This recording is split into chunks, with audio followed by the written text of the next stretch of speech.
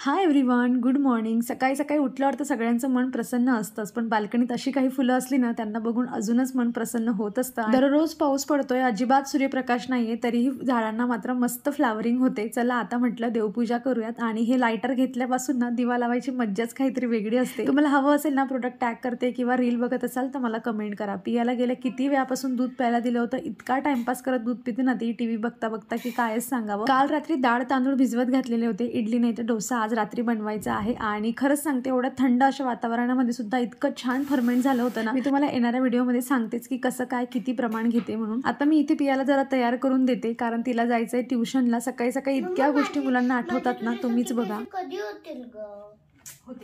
आज ब्रेकफास्ट काही झाला नाही आमचा, तशी थोडी फ्रूट्स खाल्लेली आहेत आणि हा ड्रायफ्रूटचा लाडू पियाला देते. याची रेसिपी मी लॉंग व्हिडिओमध्ये शेअर केली होती. आणि मिशोवरून हा एक कुर्ता सेट मागवलेला होता 370 रुपयामध्ये. इतकी छान क्वालिटी आहे ना की काय सांगू तुम्हाला. हवा असेल तर तुम्ही मला कमेंट करा, तुमच्या DM मध्ये तुम्हाला लिंक्स मिळून जातील. चला मग भेटूयात नेक्स्ट व्लॉगमध्ये. बाय.